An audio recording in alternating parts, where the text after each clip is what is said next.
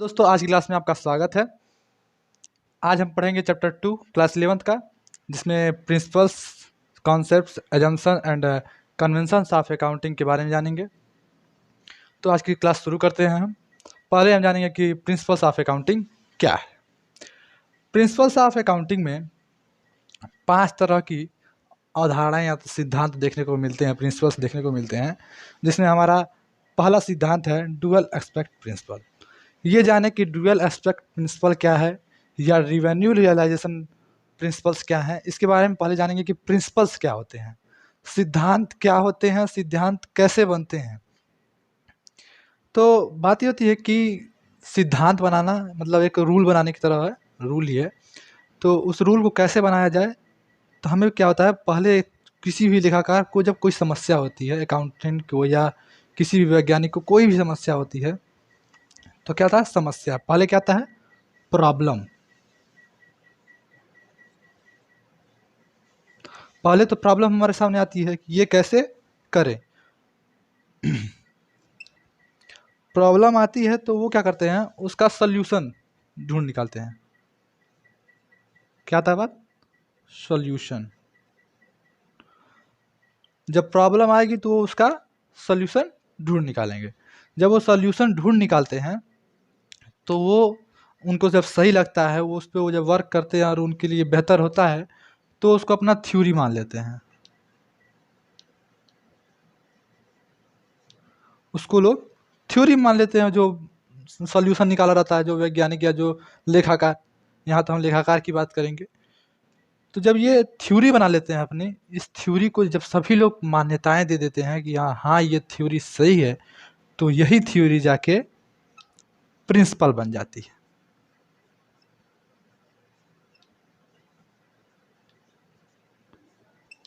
तो ये हमारा प्रिंसिपल बन जाता है। क्या हुआ बात कि प्रॉब्लम आई, उसका सोल्यूशन ढूंढ निकाला गया, उसके बाद ये थ्योरी बनी, और ये थ्योरी को जब सभी लोगों ने मान्यताएं दे दी, तो ये हमारा बन गया प्रिंसिपल। प्रिंसिपल के बारे में जो बनने की प्रक्रिया रही मैंने आपको बता दिया।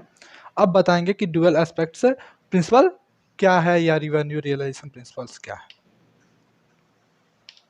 चलिए शुरू करते हैं।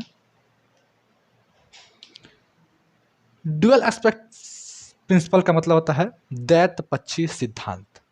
दैत मतलब दोहरा, दोनों ओर से। अकाउंट में हमेशा किया जाता है, जब हम सेल से संबंधित अकाउंट बनाते हैं बिजनेस में अपने, तो हम लोग कभी भी सिंगल एंट्री सिस्टम का प्रयोग नहीं करते, डबल एंट्री सिस्टम का प्रयोग करते हैं। वही डबल एंट्री सिस्टम है डुअल एस्पेक्ट कॉन्सेप्ट प्रिंसिपल्स।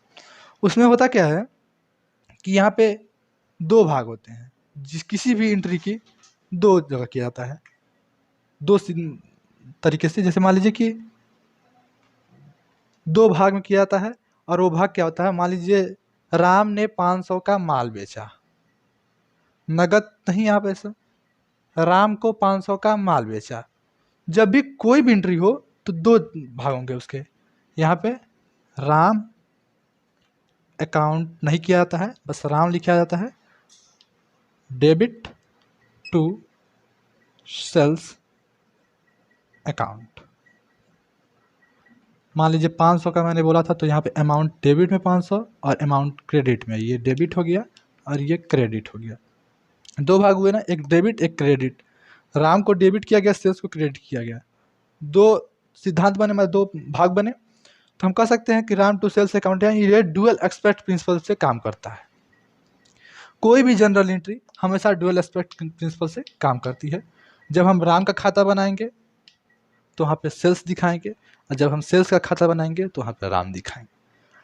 अब आता है रिवेन्यू रियलाइजेशन अकाउंट।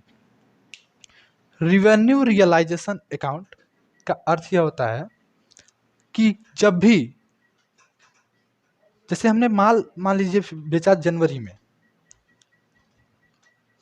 जब हमने माल बेचा, मान लीजिए जनवरी में हमने 500 रुपये का माल राम को बेच दिया, राम को 500 का माल बेचा। जब यह माल 500 का बेचा जनवरी में, लेकिन जब तक इसका पैसा हमको प्राप्त नहीं हो जाता, तब तक उसकी उसी महीने में एंट्री की जाएगी जिस महीने में वह प्राप्त होगा। कब? अगर मान लीजिए मार्च में मिला हमको, बेचा हमने जनवरी में, मार्च में मिला, लेकिन एंट्री तब की जाएगी मार्च में। उधार का एंट्री भले कर दिया जाए जनवरी में, लेकिन जब हमें प्राप्त होगा उसी समय हमारी एंट्री होगी। तो ये कहता है कि जब मुझे धन की प्राप्ति होती है उसी समय उसकी एंट्री की जानी चाहिए। तो ये है रिवेन्यू रियलाइजेशन प्रिंसिपल हमारा। प्रिंसिपल ऑफ एक्सपेंसेज, यह सिद्धांत हमें यह बताता है कि एक्सपेंसेस कई प्रकार के होते हैं, और हम लोग देखते हैं कि कोई भी सामान, आप ध्यान से, मैं एग्जांपल देता हूँ, बिजनेस से छोड़िए दूसरे भी एग्जांपल देता हूँ। आपको अगर बैंक से पैसा निकालना है और बैंक ना खुला हो, तो आप चल जाते हैं सहज जन सेवा केंद्र पे, और वो कहते हैं कि 100 रुपये पे मैं आपसे 3 रुपया काट लूँगा, उसमें 3 रुपया वो मेरा होगा निकालने की वजह से। तो अगर आप 100 रुपये निकालना चाहते हैं तो 3 रुपया निकलेगा, लेकिन अगर आप 1000 रुपया निकालेंगे तो उसके लिए कितना रुपया? 30 रुपया निकालना पड़ेगा। तो ये कहता है कि उसकी देखिए कि कितने में निकाला जा रहा है, कितना खर्च किया जा रहा है, उसका अनुमान लगाइए कि कितना उसको निकालने में मुझे एक्सपेंस करना पड़ रहा है। अनुमान नहीं, एक्यूरेट बताइए। इसके बाद आता है हमारा principle of full disclosure. Principle of full disclosure, principle of full disclosure कहता है कि देखिए भाई, हमारा बिजनेस है और बिजनेस में हमको सब कुछ सही सही दिखाना है, क्योंकि जब हम कोई कंपनी होती है तो वहाँ पे शेयर होल्डर होते हैं, उनके जानने की आवश्यकता होती है कि बिजनेस में क्या हुआ, लाभ हो रहा है या नुकसान हो रहा है। तो उसको पूर्णतः दिखाया जाए, सही शब्दों में दिखाया जाए, सही परिणाम दिखाना चाहिए। यह इसकी अकाउंटिंग की अवधारणा होनी चाहिए, इसका सिद्धांत होना चाहिए। तो यह कहता है कि मतलब कि कंपनी के जो शेयर होल्डर हैं, वर्कर हैं, सभी लोग ये जानें कि कितना बिजनेस में फ़ायदा हो रहा है, कितना नुकसान हो रहा है, क्योंकि उनसे उनका संबंध होता है। फिर आता है हमारा principle of matching revenue and expenses.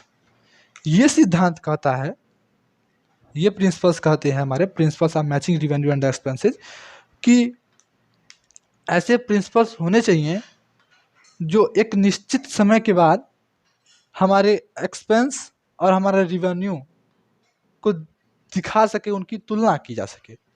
अब मान लीजिए कि आप एक बिजनेस चला रहे हैं और 5 सालों तक उसका कोई डाटा ही नहीं रखे, बस ये देख रहे हैं कि अरे 240 के ले आए, 250 में बेच दिए, उसमें कितना एक्सपेंस हो जा रहा है, वो चीज़ हमारे लिए 255 की पड़ रही है, ये ना ध्यान दे और हमको उसको 250 पे बेचते रह जाए, तो होता क्या है कि हमें 5 सालों के बाद अगर अकाउंटिंग करने जाएंगे जब पता चलेगा बहुत ज़्यादा नुकसान हो गया।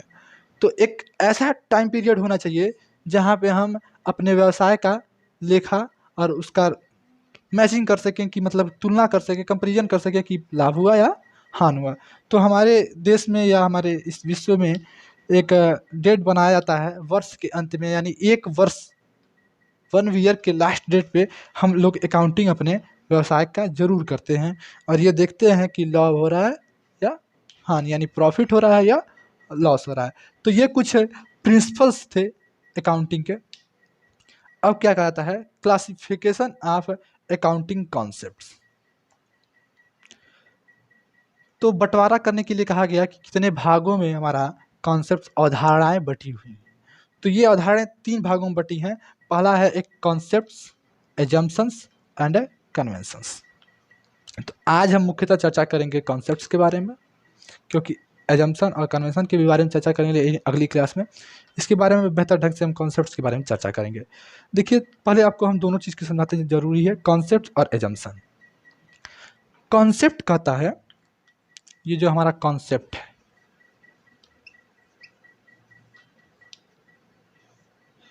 कॉन्सेप्ट से पहले भी वही रूल है, प्रॉब्लम निकली, सॉल्यूशन आ गया, जब सॉल्यूशन ढूंढ निकाला गया तो वो इनकी थ्योरी बन गई। जब सभी ने उसके मान्यताएं दे दी, एजम्पशंस आए सबके,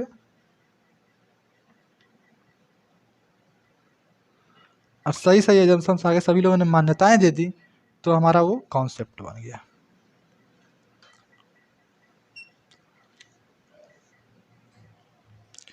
कॉन्सेप्ट और एजम्पशन में दो चीज की दिक्कत है। कॉन्सेप्ट और एजम्पशन में डिफरेंस क्या होता है पहले ये देखें। ये मान लीजिए रह गया कॉन्सेप्ट और ये हो गया एजम्पशन। कॉन्सेप्ट कहता है कि पहले हम कॉन्सेप्ट की पहले एजम्पशन के बारे में बात करेंगे। एजम्पशन हमारा कहता है, मान्यताएं हमारी कहती हैं कि मान लीजिए एक थ्योरी किसी ने निकाली और उस पर सभी लोगों ने मान्यता दे दी। जैसे हमने एक प्रिंसिपल निकाला और उसको सभी लोगों ने मान्यता दे दी, तो क्या बन गया, जब प्रिंसिपल को सभी लोग मान्यता दे देते हैं, एक थ्योरी के, एक लेखाकार के थ्योरी को, अकाउंटेंट को थ्योरी को जब मान्यता दे दी जाती है तो हमारा एजम्पशन जब उसको दे दी जाती है तो एजम्पशन बन जाता है कि मान्यताएं मिल गई। बात यह है कि मान्यता तो मिल जाती है लेकिन वो कॉन्सेप्ट कब बनता है? कॉन्सेप्ट लास्ट टाइम होता है। कॉन्सेप्ट बनने के लिए सबके विचार सेम होने चाहिए। ऐसा नहीं है कि अगर मान लीजिए आपके पास कोई वीडियो आता है तो सभी लोग लाइक कर देते हैं, तो ये क्या सभी लोग उसी प्रकार वीडियो बना लेते हैं? नहीं।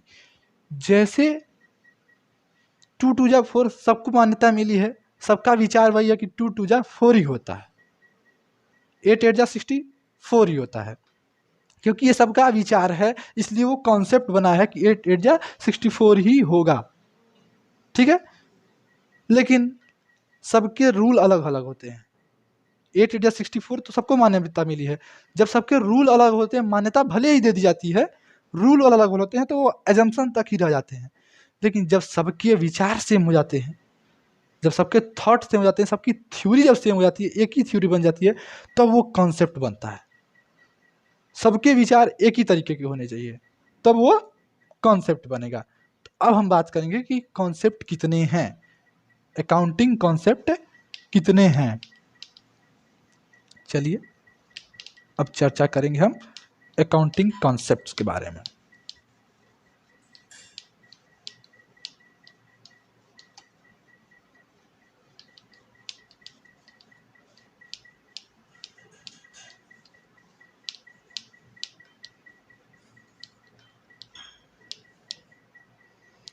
ये रहा हमारा कॉन्सेप्ट।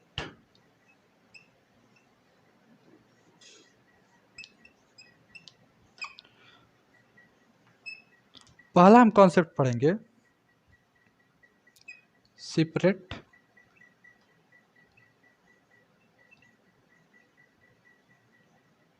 Business entity system.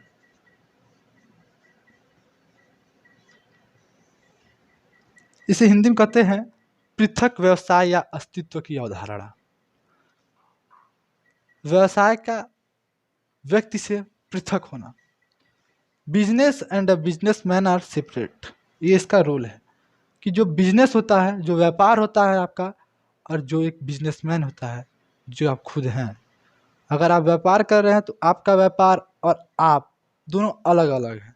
आप मानते हैं कि ये मेरा व्यापार है, लेकिन जब व्यापार में नुकसान होता है तो कहते हैं अरे इस व्यापार से नुकसान हो गया।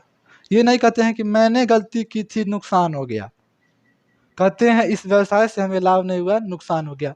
उस व्यवसाय को तो आप अलग कर देते हैं, तो आज ही अलग कीजिए। ये अकाउंटिंग कहता है कि आज ही अलग कीजिए। सेपरेट बिजनेस एंटिटी सिस्टम, यानी बिजनेसमैन एंड बिजनेस सेपरेट है। आपने जब भी जनरल एंट्री की होगी तो आप देखे होंगे कैपिटल को क्रेडिट किया जाता है। जैसे लिख दिया जाता है cash account debit to capital. जो भी हम जानते हैं अकाउंट में, जो टू होता है या जो क्रेडिट होता है उसे हम लाइबिलिटी मानते हैं, और जो डेबिट होता है उसे हम एसेट मानते हैं। कैश को तो आपने एसेट मान लिया, जो कैश है उसे आपने एसेट माना, लेकिन जो कैपिटल आपके पास है उसे लायबिलिटी क्यों माना है? क्योंकि ये आपकी बुक नहीं है, आपके बिजनेस की बुक होती है। आपके बिजनेस की बुक होती है, और बिजनेस कहता है कि तुमने पैसा दिया है, तुमने पैसा दिया है, लेकिन मालिक बिजनेस है, और बिजनेस जो तुमने पैसा दिया उसे दायित्व मानता है, उसे एसेट नहीं मानता है, जो उसने खुद कमाया है उसे एसेट मानेगा। जो सेल करके जो अमाउंट मिलता है उससे जो प्रॉफिट होता है उसे ही कैश मानता है वो। जो आप कैपिटल दिए ना उसको कैश नहीं मानता, उसे वह लाइबिलिटी मानता है। तो यही अवधारणा है separate business entity system. Cash और कैपिटल, कैश लाइव इनका मतलब एसेट हो सकता है, लेकिन जो आपका कैपिटल होता है वो लाइबिलिटी होगी। बिजनेस और बिजनेसमैन को अलग करने के लिए जो कॉन्सेप्ट बना है वो है सेपरेट बिजनेस एंटिटी सिस्टम। दूसरे कॉन्सेप्ट के बारे में बात करेंगे हम। तो दूसरा कॉन्सेप्ट है आपका मनी मेजरमेंट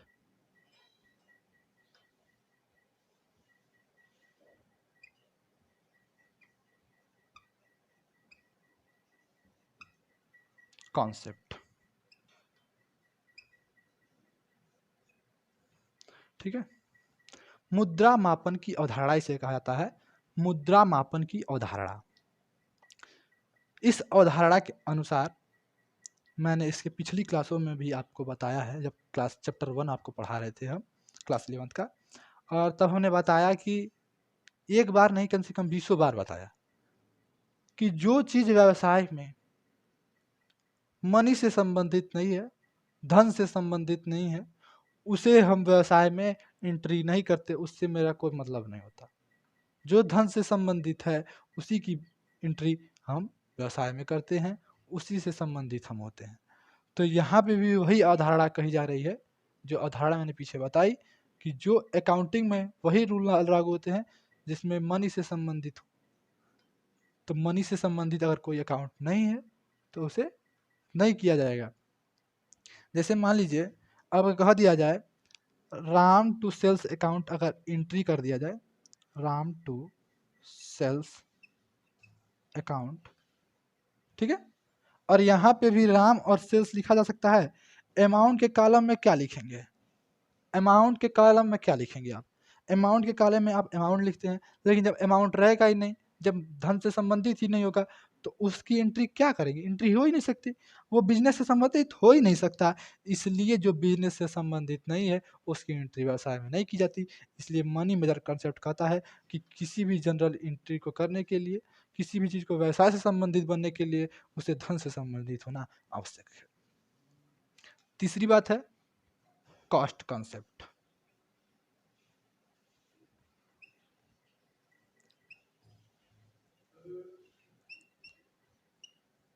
लागत की अवधारणा जिसे हम कहते हैं।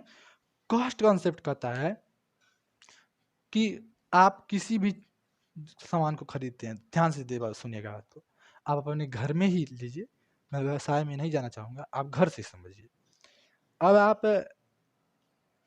एसी लेने गए, क्या लेने गए, एसी लेने गए, फ्रिज लेने गए, टेलीविज़न लेने गए, जो भी लेने जाइए आप, ये एसी आपको मिली 36,000 रुपये की, मान लीजिए एसी मिल रही है आपको 36,000 रुपये की, और वो जो आपको सेल कर रहे हैं एसी, वो कहते हैं कि 36,000 रुपया यहाँ लगेगा, 500 रुपया इसका भाड़ा लगेगा कैरेज, और आपके घर जाके इस्टेब्लिशिंग करवाने के लिए जो कारीगर आएंगे उनका लगेगा 700 रुपया। तो हम अक्सर गलतियां ये कर देते हैं बिजनेस में कि जो ये 36,000 रुपया है इसको तो हम अपनी संपत्ति मानते हैं, लेकिन जो ये 700 और 500 रुपया दे दिया जाता है, 1200 रुपये, ये दोनों ऐड कीजिए, 700 प्लस 500, इसको हम एक्सपेंस मान लेते हैं। क्यों एक्सपेंस माने हम, इसको हम एक्सपेंस क्यों माने, क्या ये एसी सिर्फ साल भर अंदर साल तक ही चलेगी, एक ही साल तक चलेगी? अगर ये एसी की ड्यूरेशन 10 ईयर है तो ये 10 साल चलने वाली है, तो मैं सिर्फ 1200 रुपये का जो एक्सपेंस हुआ उसको सिर्फ एक साल में क्यों ख़त्म करूं? इससे हमारा प्रॉफिट कम होता है।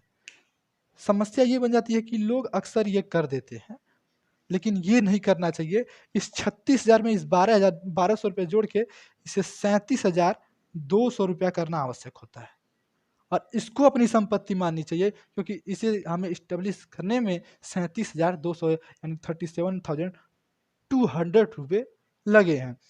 तो कॉस्ट कॉन्सेप्ट कहता है कि जब तक वस्तु आपके बिजनेस में स्टेब्लिश नहीं हो जाती आके, तब तक उसको कॉस्ट ही मानिए। तो ये रहा आपका कॉस्ट कॉन्सेप्ट। और जब भी आप इसको डिक्रीज करते हैं, डिप्रिसिएशन लगाते हैं, तो 37,200 रुपये पे लगाइए, ठीक है। हरास इसे कहते हैं। गोइंग कंसर्न कॉन्सेप्ट आता है हमारा चौथा कॉन्सेप्ट।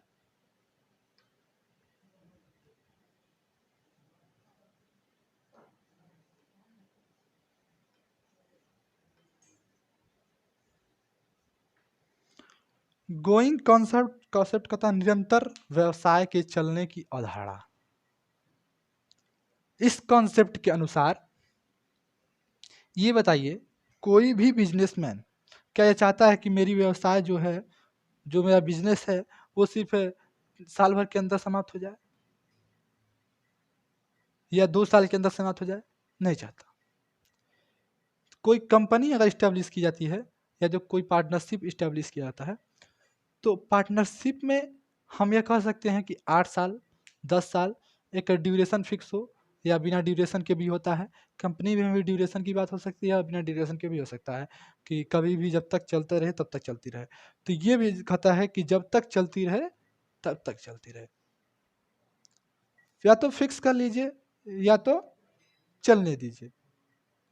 इसके अनुसार व्यवसाय के समाप्त होने की तिथि नहीं होनी चाहिए। व्यवसाय को जब तक लाभ हो रहा है तब तक चलने देना चाहिए। यह अवधारणा रही है। अब हम पांचवी अवधारणा की बात करेंगे। वही डुअल एस्पेक्ट प्रिंसिपल की जगह अब इसे डुअल एस्पेक्ट कॉन्सेप्ट लाते हैं। आपको पहले ही हमने बता दिया कि डुअल एस्पेक्ट कॉन्सेप्ट, अभी कुछ देर पहले बताया था प्रिंसिपल।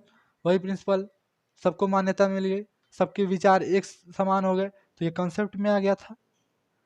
सबके विचार जब एक समान हो गए, सबके थॉट यही हो गया कि 8 8 जा 64 होता है और डुअल एस्पेक्ट कॉन्सेप्ट सही है। उसमें 2 प्रकार से करने चाहिए, 2 भाग होना चाहिए, उसका 2 पक्ष होना चाहिए। जब 2 पक्ष हुए तो वो हो गया। Ram to sales account, Ram में एक पक्ष, दूसरा सेल्स अकाउंट, दोनों पक्ष हो गए तो हाँ ये कॉन्सेप्ट बन जाना चाहिए, सबका विचार एक समान हो गया। तो ये रहा आपका डुअल एस्पेक्ट प्रिंसिपल। अब हम बात करेंगे कैपिटल कॉन्सेप्ट।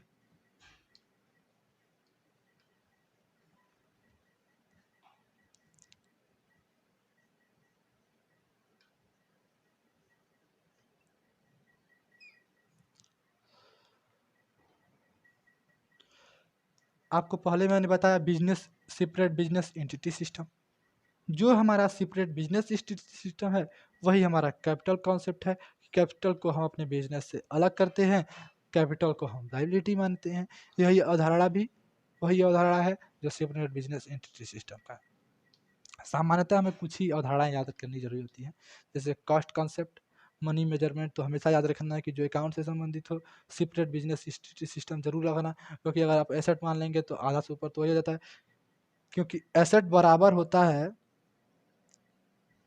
एसेट्स बराबर कैपिटल प्लस लोन। जितना भी लोन और कैपिटल होता है, मतलब कैपिटल होता है, उसे हम एसेट्स मान सकते हैं।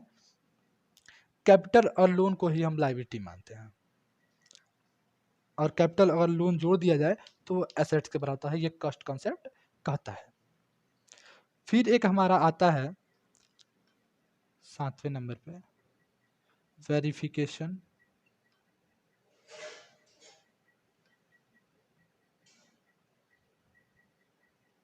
कॉन्सेप्ट। इसे वेरिफिकेशन कहता है, जांच पड़ताल करने वाला कॉन्सेप्ट। आज के समय में जब छोटे छोटे व्यवसायी होते हैं, वो तो याद कर सकते हैं कि मैंने 500 रुपये की चीज़ लाई, और जब गांव में आप होते हैं और एक छोटा बिजनेस कर रहे होते हैं, तो आपके दिमाग में हर चीज़ होती है कि इन्होंने आया था और 20 रुपये का सामान लिया था। लेकिन एक कंपनी में, एक पार्टनरशिप में और एक बड़े बिजनेस में आप नहीं याद कर पाते हैं। वहाँ आपको एक चीज़ की आवश्यकता होती है, और वो चीज़ ना हो तो आपका बिजनेस कि कोई अकाउंटिंग नहीं हो सकती। सबसे बड़ा बिजनेस में आवश्यक होता है प्रमाणक,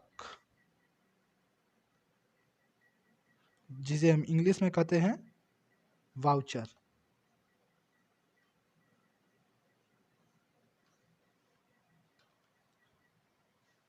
ठीक है, ये प्रमाणक जो होता है, आप देखते होंगे कि जब आप सामान खरीद लेते हैं तो लोग एक बिल बनाते हैं। बिल में क्या आता है कि गुड्स के बारे में दिया रहता है और अमाउंट के बारे में काट के दिया जाता है, एक्सपेंस जो होते हैं उसमें कैरेज का वो भी काट के आपको दे दिया जाता है। लेकिन आपने देखा उसके नीचे कार्बन पेपर लगा होता है और उस कार्बन पेपर के नीचे जो आपको ऊपर लिखा जाता है वही नीचे छप जाता है, जो बिजनेसमैन की बुक होती है, वही उसके लिए प्रमाणक होता है और वही आपके लिए भी प्रमाणक होता है जब आपको रिटर्न करना होता है। आपके लिए उतना आवश्यक नहीं हो सकता है, जब आपका काम निकल जाता है तो उस प्रमाणक को फाड़ के फेंक देते हैं। लेकिन एक बिजनेसमैन तब तक फाड़ के नहीं फेंकता है जब तक उसके साल के अंत तक उसकी अकाउंटिंग सही से कर ली न जाए, उसको फाड़ कर नहीं फेंकता है, वो तब तक अपने पास रखे रहता है। तब प्रमाणक बिजनेस में बहुत ही आवश्यक है, उसे बिजनेस का हार्ट माना जाता है। अब हम देखेंगे कंसिस्टेंसी।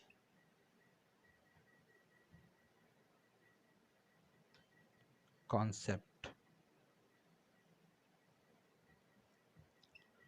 ये कंसिस्टेंसी कॉन्सेप्ट है, एक रूपता पद्धति। अक्सर एक चीज हमने आपको बताया अभी कुछ देर पहले कि लोग 36,000 रुपये में कॉस्ट कॉन्सेप्ट में बताया कि 36,000 रुपये की चीज़ 37,200 में खरीदते हैं। आप 36,000 मान लीजिए, 37,200 मानिए, चाहे कोई भी अमाउंट ले लीजिए, बिजनेस में जो भी संपत्ति आती है 50,000 की है। कई अवधारणाएं होती हैं जब डिप्रिसिएशन आप लगाते हैं, कई अवधारणा चलता है, एलएसएम मेथड है, डिक्रीजिंग मेथड है। तो कभी लोग क्या करते हैं, जिसे स्ट्रेट लाइन मेथड होता है उसे एसएलएम बोल देते हैं। तो स्ट्रेट लाइन मेथड में क्या होता है कि आप 50,000 की चीज़ है और उसका ड्यूरेशन 10 ईयर है, काट देंगे, कितना हो गया 5,000 पर ईयर ये घट रहा है। ठीक है, यहाँ पे ये SLM स्ट्रेट लाइन मेथड है, तो आपका 5,000 कटा। और अगले साल अगर आप डिक्रीजिंग मेथड से लगा देते हैं, DM डिक्रीजिंग मेथड से, तो आप क्या करते हैं 50,000 में से 5,000 घट गया, 45,000 का पड़ा। अब इस पे लोग क्या करते हैं 45,000 का 10%, ठीक है, 10% किया गया तो 4,500 रुपया। लेकिन ये अकाउंट कॉन्सेप्ट कहता है कि हर साल 5 रुपये काटिए, और ये अकाउंट कहता है जितना घटता जाए उतना काटिए। अब बताइए अगर आप 3 साल इस अकाउंट से बनाते हैं और 7 साल इस अकाउंट से बनाते हैं, या 5 साल इस अकाउंट से बनाते हैं, 5 साल इस अकाउंट से बनाते हैं, तो आपके लिए एक समस्या बनी खड़ी हो जाएगी कि जो अमाउंट आपका जीरो आना चाहिए वो नहीं आएगा, संपत्ति बाद में जीरो नहीं आएगी और आपका भिन्न प्रकार का अकाउंट बन जाएगा, गलत हो जाएगा। अकाउंट का एक ही प्रयोग कीजिए, एक ही रूल बनाइए। अगर आप एसएलएम मेथड से करना चाहते हैं तो एसएलएम मेथड से, डिक्रीजिंग मेथड से करना चाहते हैं डिक्रीजिंग मेथड से, मेथड वही लगाइए जिसे पहली दिन शुरुआत किए थे आप। तो ये होना चाहिए कंसिस्टेंसी कॉन्सेप्ट में। अब हम देखेंगे रियलाइजेशन कॉन्सेप्ट।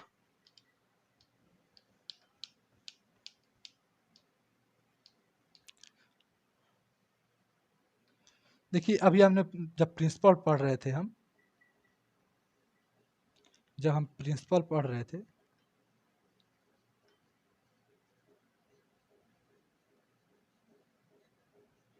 तो हमने देखा कि हमने कहा था आपसे कि अपने प्रॉफिट और लॉस को रियलाइज कीजिए।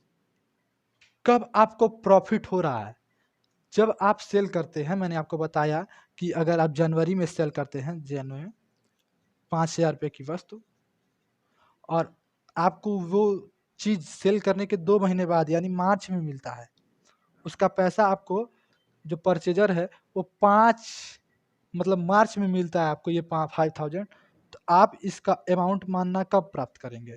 आप इसको कहेंगे कि मार्च में मुझे मिला। जब वास्तव में आपको मिलता है। तो यह रूल हमेशा बनाए रखेगा कि जब आपको प्रॉफिट होता है उसी समय माने। तो रियलाइजेशन कॉन्सेप्ट कहता है कि जब आपको वास्तव में उसकी प्राप्ति हुई हो संपत्ति की, उसी समय उसका अकाउंट किया कीजिए। चलिए 10वां कॉन्सेप्ट आपको बताता है मैचिंग कॉन्सेप्ट। मैचिंग कॉन्सेप्ट भी वही कॉन्सेप्ट है। मैचिंग कॉन्सेप्ट के अनुसार आपको मैंने जो प्रिंसिपल बताया मैचिंग का, वही मैचिंग का कॉन्सेप्ट भी है। उस कॉन्सेप्ट के अनुसार आप मैचिंग जब करते हैं तो प्रॉफिट और लॉस का वर्ष के अंत में मैचिंग कीजिए। यही बात हमने आपको पिछले कुछ समय पहले बताया जब हमने आपको प्रिंसिपल बताया था। प्रिंसिपल के बारे में मैंने बताया कि जब सिद्धांत बनता है, एजम्पशन मिल जाता है, सबके थॉट एक समान हो जाते हैं, कॉन्सेप्ट बन जाता है, तो वही कॉन्सेप्ट आपको जो पीछे दिखाया जा रहा था वही ये है। चलिए अब हम आपको बताएंगे 11th, ये कॉन्सेप्ट है एक्रूअल कॉन्सेप्ट।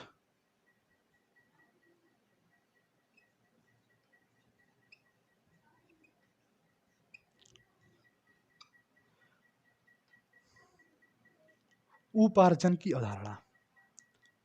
उपार्जन की अवधारणा संबंधित वर्ष से होती है। उपार्जन की अवधारणा कहता है कि आपको पहले भी बताया गया होगा आउटस्टैंडिंग सैलरी के बारे में और आउटस्टैंडिंग एक्सपेंसेस के बारे में। तो उसमें ये बताया जाता है कि इस साल किस पैसा जो था वो अगले साल मिला। जब आप देते हैं व्यवसाय में, चाहे ही इस वर्ष की चीज़ क्यों हो ना, मैंने बताया ना, चाहे वो जनवरी में क्यों ना बिकी हो, पैसा आपको कर प्राप्त हुआ मार्च में। वैसे ही चाहे आप इस वर्ष में सेल किए हो, जब आपको अगले वर्ष में मिलेगा आपका पैसा अगले वर्ष में माना जाएगा। लेकिन अगर आपको बेचना अगले वर्ष में है और उसको पहले प्रीपेड ही आपको कोई पैसा एडवांस में दे देता है, जब एडवांस में दे देता है तब आपको इसी वर्ष मिल गया, बेचना आपको अगले वर्ष है, लेकिन मिला कब? इस वर्ष मिला, तो इस वर्ष दिखाएंगे कि मुझे प्रीपेड में ही दिखाएंगे, लेकिन अकाउंटिंग जरूर करेंगे। और भले ही हम आउटस्टैंडिंग में दिखाएंगे, लेकिन अकाउंटिंग अगले वर्ष करेंगे जब अगर आउटस्टैंडिंग में आपको पैसा मिला हो। तो ये हमारा एक्रूअल कॉन्सेप्ट रहा। अब हम पढ़ेंगे अकाउंटिंग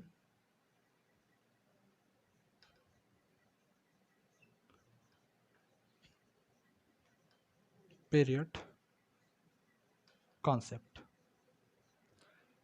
इस कॉन्सेप्ट के अनुसार मैंने आपसे पहले बताया था, जब लास्ट 5वां सिद्धांत आपको हम पढ़ा रहे थे, कि एक ड्यूरेशन होना चाहिए। ऐसा ना हो कि 5 साल पे आप अकाउंटिंग करें और आपको लॉस दिखाई दे। आप प्रत्येक वर्ष लेखा कीजिए। वही अकाउंटिंग पीरियड कॉन्सेप्ट भी कहता है कि हाँ, हर वर्ष के अंत में, चाहे आप छमाही में, चाहे आप 8 महीने के अंत में, किसी भी समय 2 ही साल पे कीजिए, लेकिन एक निश्चित समय पे आप अपनी अकाउंटिंग कीजिए। रूल कहता है कि आपको वर्ष के अंत में, एक वर्ष के अंत में आपको अकाउंटिंग करना रहता है। तो ये हमारे 12 कॉन्सेप्ट थे, 12 कॉन्सेप्ट। ये मेरी जो 12 अवधारणाएं हैं, इसी में से काट के कॉन्सेप्ट्स भी मिलते हैं। कॉन्सेप्ट नहीं, एजम्पशन कहते हैं।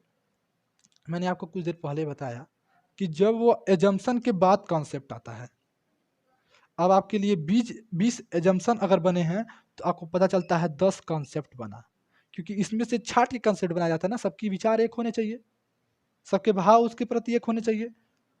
तो एजम्पशन ज़्यादा हो सकते हैं, कॉन्सेप्ट उतना आपको नहीं मिलते हैं। तो जितना जान लिए कि अगर ये कॉन्सेप्ट है तो ये एजम्पशन है, ये अगर कॉन्सेप्ट है तो ये हमारा एजम्पशन भी है। एक दो और एजम्पशन हम आपको बता देते हैं, एजम्पशंस भी आपके उसी में खत्म हो जाएंगे, लेकिन वो एजम्पशन आपको अगली क्लास में बताएंगे। 2 एजम्पशंस इससे जुड़ने के बाद आते हैं, चेंज इन परचेजिंग पावर कहा जाता है। अब हम मान लीजिए एजम्पशंस आपको पढ़ा रहे हैं, 2 एजम्पशंस अलग से आते हैं।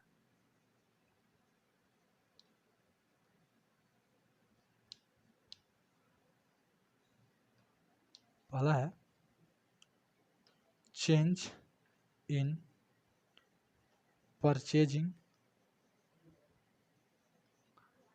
Power. Change in purchasing power कहता है कि आप देखे होंगे इन्फ्लेशन और डिफ्लेशन का दौर हमारे यहाँ या विश्व में हर जगह रहता है। कभी इन्फ्लेशन होता है, कभी डिफ्लेशन होता है। इन्फ्लेशन और डिफ्लेशन के बारे में मैंने आपको पहले क्लास में बता दिया था कि कभी वैल्यू उसकी जो 10 रुपये की चीज़ है वो 9 रुपये की हो जाती है और वही 10 रुपये की चीज़ कभी 12 रुपये में मिलने लगती है। इस समय तो वही हो रहा है, जो चीज़ मुझे 5 साल पहले 8 रुपये में मिलती थी वो आज 25 रुपये, 20 रुपये, 12 रुपये, 15 रुपये मिल रही हैं। तो ये परचेजिंग पावर में आया डिफरेंस ना, तो इसका आपको अकाउंटिंग करना रहता है कि व्यवसाय में अगर हमने 10 रुपया लगाया और उसका वैल्यू आज 10 रुपये की वैल्यू 12 रुपया है और प्रॉफिट 11.5 है तो हमारा नुकसान हुआ। 12.5 है तो सिर्फ 50 पैसे का फायदा हुआ, ना कि 2.5 रुपये का। तो ये आप देखते रहिए। दूसरा है कन्वर्जेटिव एजम्पशन।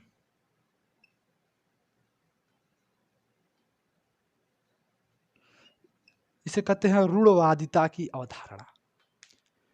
इस अवधारणा के अनुसार हिंदी में इसे कहते हैं रूढ़वादिता की अवधारणा और इंग्लिश में कहते हैं कन्वर्जेटिव एजम्पशन या रूढ़वादिता की मान्यता कही।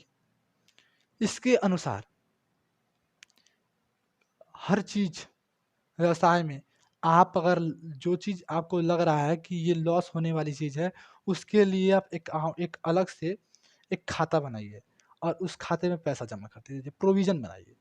क्या करिए? एक प्रोविजन बनाइए कि यदि आपके बिजनेस में आपके एम्प्लॉय को पैर टूट जाता है तो उस एम्प्लॉय के लिए पहले से एक अकाउंट बनाए रहिए, एक प्रोविजन बनाए जिसे इस खर्च नुकसान का भुगतान कर सके।